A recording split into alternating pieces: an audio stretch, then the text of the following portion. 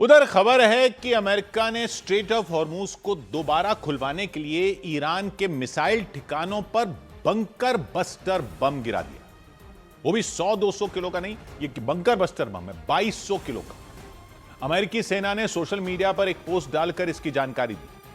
अमेरिकी सेना के मुताबिक जिन मिसाइल अड्डों को तबाह किया गया उन्हें ईरान ने स्ट्रेट ऑफ हॉर्मूज के पास जमीन की गहराई में बना रखा। दावा किया गया कि उन्हीं ठिकानों से ईरान हॉर्मूज गलियारे से गुजरने वाले जहाजों को निशाना बना रहा था। बंकर बस्टर बम अमेरिका का एक ऐसा बम है जो जमीन के नीचे गहराई में बने कंक्रीट के बंकरों को भी भेदने की ताकत रखता है। अमेरिकी सेना के मुताबिक उसने अपने इसी हथियार का इस्तेमाल किया। जमीन के नीचे बने ईरान के मिसाइल अड्डों पर उसका इस्तेमाल किया गया। हालांकि ईरान की IRGC सेना की तरफ से बंकर बस्टर बम गिराने पर कोई बयान नहीं दिया गया, लेकिन अमेरिका ने दावा किया कि उसकी सेना ने स्ट्रेट ऑफ हॉर्मूज के पास मौजूद ईरान के मिसाइल अड्डों को बंकर बस्टर बम से मिट्टी में मिला दिया। अमेरिकी सेना के मुताबिक ईरान ने जमीन के नीचे कई मिसाइल अड्डे बना रखे थे। दावा है उन ठिकानों पर उसने एंटीशिप मिसाइलों के साथ दूसरे खतरनाक हथियार रखे हुए थे ताकि स्ट्रेट ऑफ हॉर्मूज में जहाजों को रोक सके।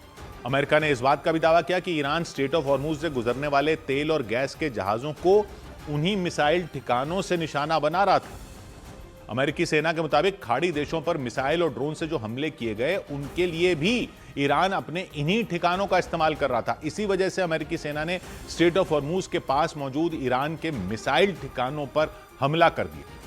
अमेरिका ने ईरान के मिसाइल अड्डों को तबाह करने के लिए कोई ऐसा वैसा बम नहीं गिराया, बल्कि उसने 2200 किलो का बंकर बस्टर बम गिरा दिया, क्योंकि दावा यह किया गया कि ईरान के वो मिसाइल अड्डे जमीन की गहराई में थे। उसकी वजह से उन पर छोटे मोटे बमों का कोई असर नहीं होने वाला था। मतलब ईरान के उन मिसाइल अड्डों को तबाह करना आसान नहीं था। इसी वजह से अमेरिकी सेना ने ईरान के उन मिसाइल ठिकानों को उड़ाने के लिए कोई चांस नहीं लिया, उन पर खतरनाक बंकर बस्टर बम का इस्तेमाल किया।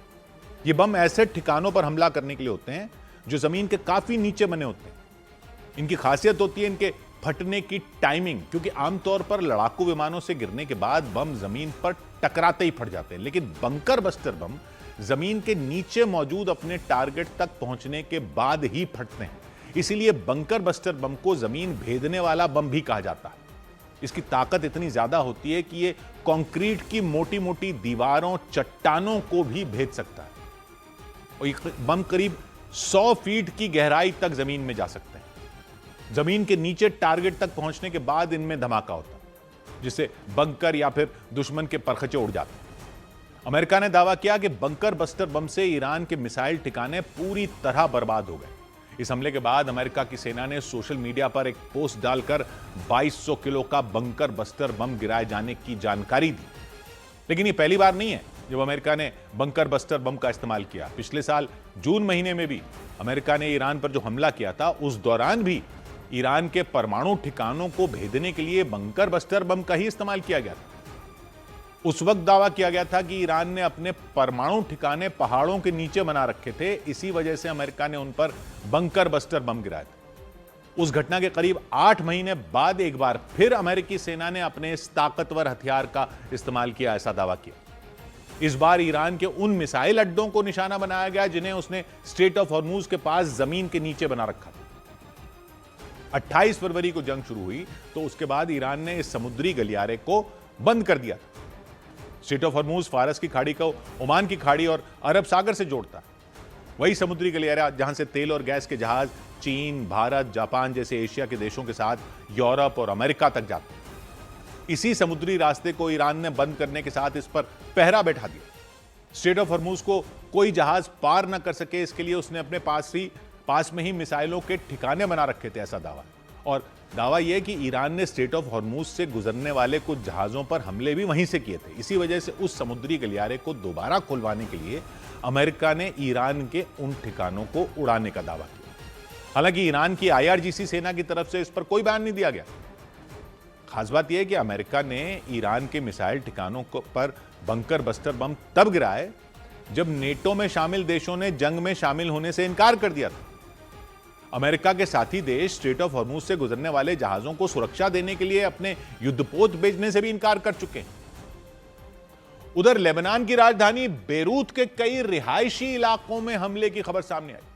हालांकि इजरायल की वायुसेना ने दावा किया कि वो रिहायशी इलाकों पर नहीं, सिर्फ हिजबुल्लाह के ठिकानों को निशाना बना रही है। लेकिन बेरूत के रिहायशी इलाकों में एक के बाद एक कई धमाके दिखे गए। उसकी वजह से वहां की रिहायशी इमारतों को भारी नुकसान हुआ।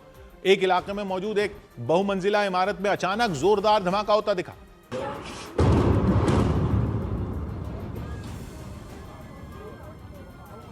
और धमाके की आवाज से पूरा इलाका दहल उठा। इसके चंद सेकंड बाद वो पूरी इमारत मिट्टी में मिल गई।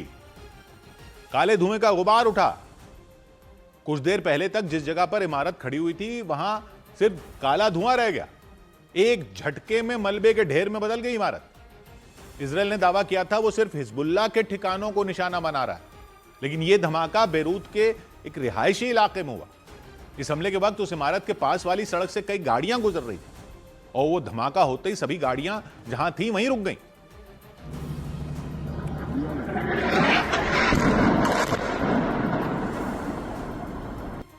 विस्फोट होते ही सड़क पर चल रहे कुछ लोगों ने तो अपना सिर पकड़ लिया।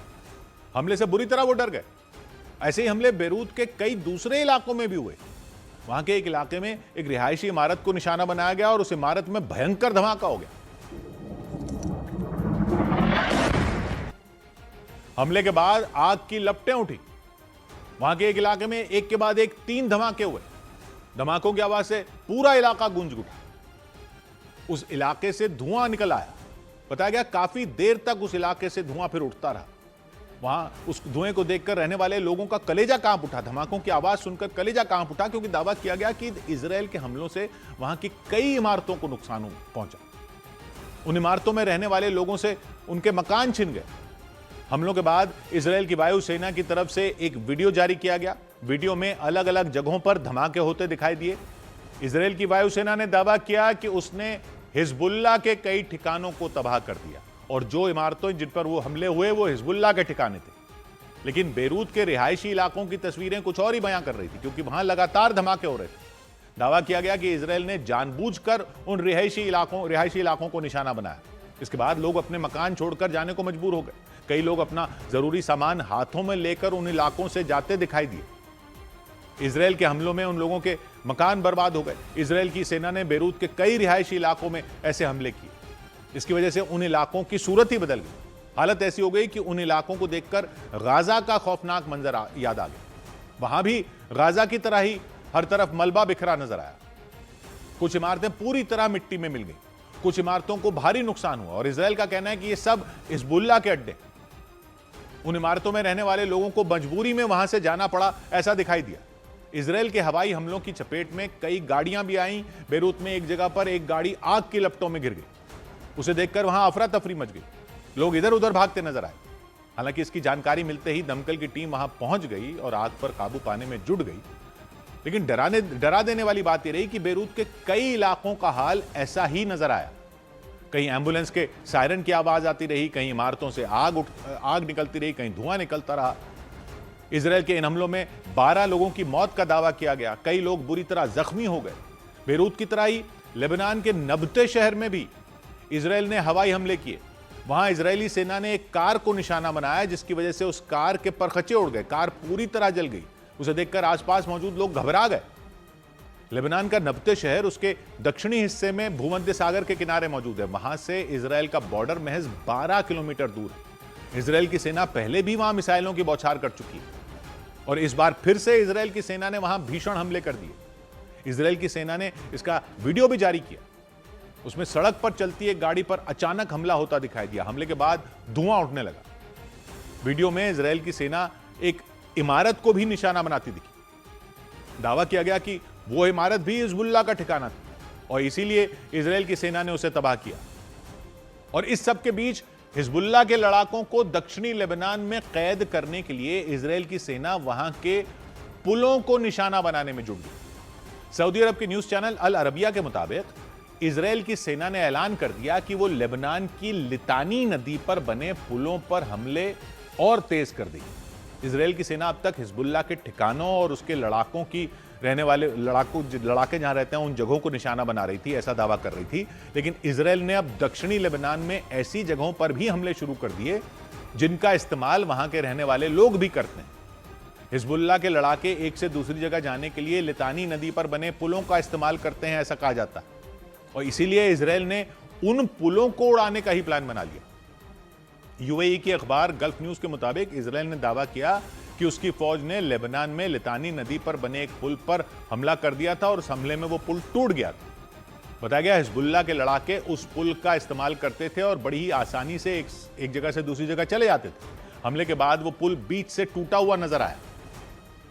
यूएई के अखबार गल्फ न्यूज के मुताबिक इजराइल की फौज ने लेबनान के कई हिस्सों पर हवाई हमले किए। उन हवाई हमलों में लितानी नदी पर बने उस पुल को भी नष्ट कर दिया और दावा किया गया कि इजराइल ने उस पुल के अलावा भी कई दूसरे पुलों को ढहाने की तैयारी शुरू कर दी। लितानी नदी लेबनान की सबसे लंबी नदी है, जो लेबनान की बका घाटी से निकलती है और दक्षिणी लेबनान के कई इलाकों से बहती हुई आखिर में भूमध्य सागर में मिल जाती है। तो इस नदी के इस तरफ ही हिजबुल्लाह के लड़ाकों को रोकने के लिए पुलों को उड़ाने का प्लान बनाया गया। इस नदी पर कई पुल बने हुए हैं, वहां रहने वाले लोग उन पुलों का इस्तेमाल करते हैं।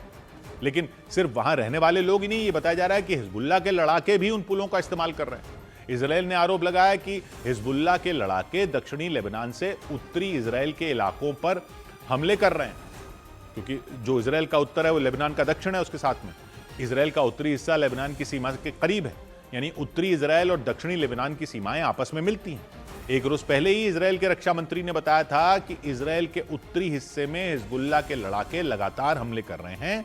उन हमलों की वजह से इजराइल के उत्तरी इलाके में रहने वाले लोगों को अपना घर तक छोड़ना पड़ गया। इजराइल के रक्षा मंत्री ने यह भी बताया कि अब जब तक उत्तरी इजराइल पूरी तरह सुरक्षित नहीं हो जाता, तब तक इजराइल की फौज का दक्षिणी लेबनान पर हमला जारी रहेगा। इस बीच इजराइल ने दक्षिणी लेबनान में नदी पर बने पुलों को नष्ट करने की तैयारी कर ली। अल अरबिया न्यूज चैनल के मुताबिक इजराइल की सेना ने यह ऐलान किया और बताया कि वो लितानी नदी पर बने पुलों पर हमले और तेज करेगी, ताकि हिजबुल्लाह के लड़ाके दक्षिणी लेबनान से दूसरे हिस्सों में भाग न सके।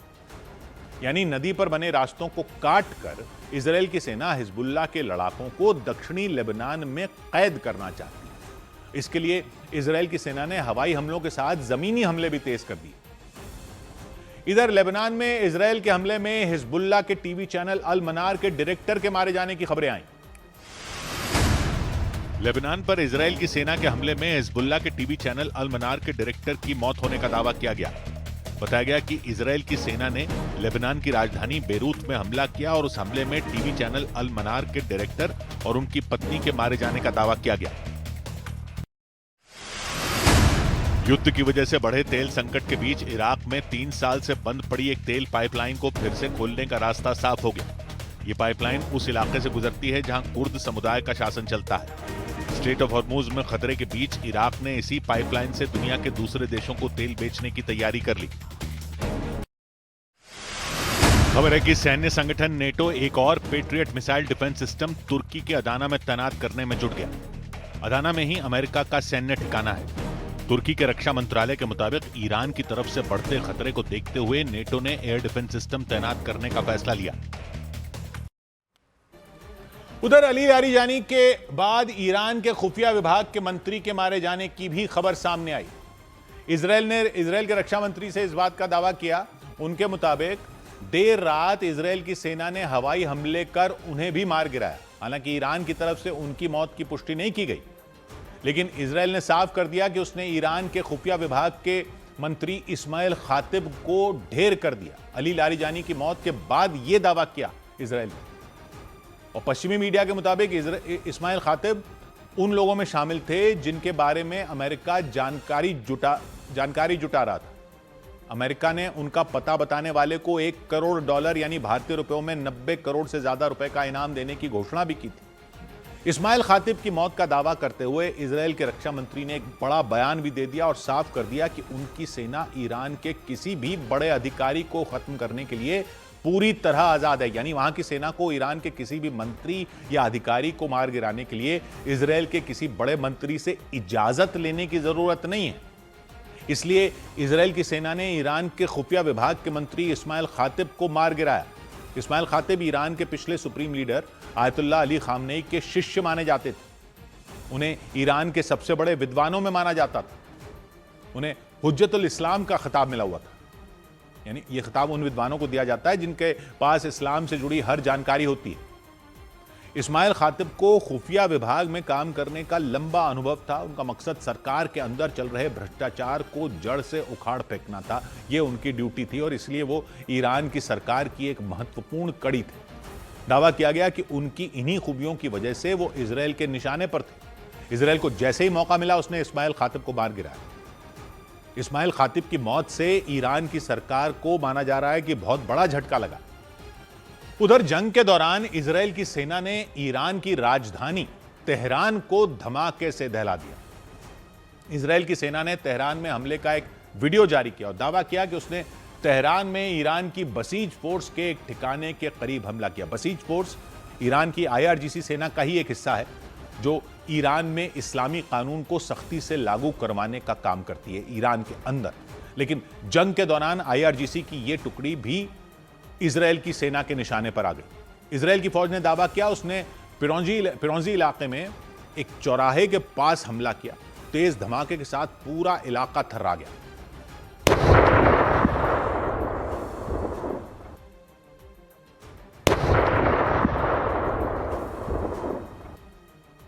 विस्फोट हुआ, उसके बाद वहां अफरा तफरी मच गई। धमाके से पहले उस सड़क पर सब कुछ सामान्य दिखाई दे रहा था, ट्रैफिक जा रहा था, गाड़ियां सड़क पर आती जाती दिखाई दे रही थी। लेकिन इसी दौरान पीले रंग की एक बस के बिल्कुल करीब जोरदार विस्फोट हो गया। ऐसा लगा जैसे वहां कोई लैंडमाइन फट गई।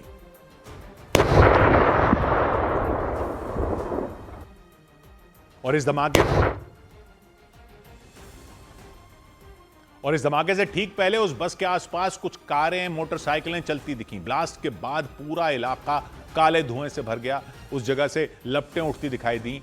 इजराइल की सेना ने दावा किया कि उसके हमले में ईरान की बसीज फोर्स को नुकसान पहुंचा। हालांकि ईरान की तरफ से इस हमले पर किसी तरह की कोई प्रतिक्रिया नहीं दी गई। इधर दुनिया भर में परमाणु कार्यक्रम की निगरानी करने वाली UN की संस्था IAEA ने दावा किया कि ईरान के बुशहर न्यूक्लियर प्लांट पर किसी तरह का नुकसान नहीं हुआ। न्यूज एजेंसी रॉयटर्स के मुताबिक ईरान ने IAEA को सूचना दी थी कि इजराइल और अमेरिका के साथ जारी जंग के दौरान एक मिसाइल बुशहर परमाणु प्लांट के अंदर जाकर गिरी थी। न्यूक्लियर प्लांट में मिसाइल हमले की खबर मिलते ही IAEA के अफसर चौकन्ने हो गए थे। एक टीम को बुशहर परमाणु प्लांट भेज दिया गया था और न्यूक्लियर प्लांट की अच्छे तरीके से जांच करवाई गई थी। रॉयटर्स के मुताबिक जांच के बाद IAEA ने दावा किया कि बुशहर परमाणु प्लांट को किसी तरह का कोई नुकसान नहीं पहुंचा, न ही वहां काम करने वाले किसी कर्मचारी को चोट पहुंची। IAEA ने जंग के दौरान दोनों पक्षों से संयम बरतने की भी अपील की ताकि किसी भी परमाणु दुर्घटना के जोखिम से बचा जा सके। चेतावनी दी गई कि परमाणु प्लांट पर हमला हुआ तो उसका खमियाजा वहां के लोगों को ही नहीं, पूरी दुनिया को उठाना पड़ सकता है। IAEA की जांच से पहले ईरान ने दावा किया था कि उसके बुशहर परमाणु प्लांट परिसर में मिसाइल या ड्रोन जैसी कोई चीज आकर गिरी थी।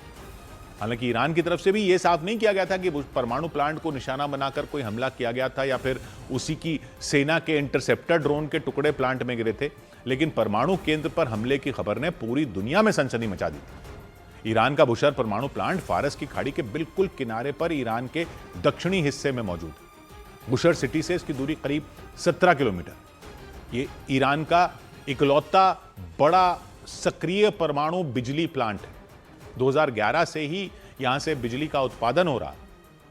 परमाणु कार्यक्रम की निगरानी करने वाली UN की संस्था IAEA लगातार इस प्लांट की निगरानी करती है ताकि इस प्लांट का इस्तेमाल किसी तरह का परमाणु हथियार बनाने में न किया जा सके।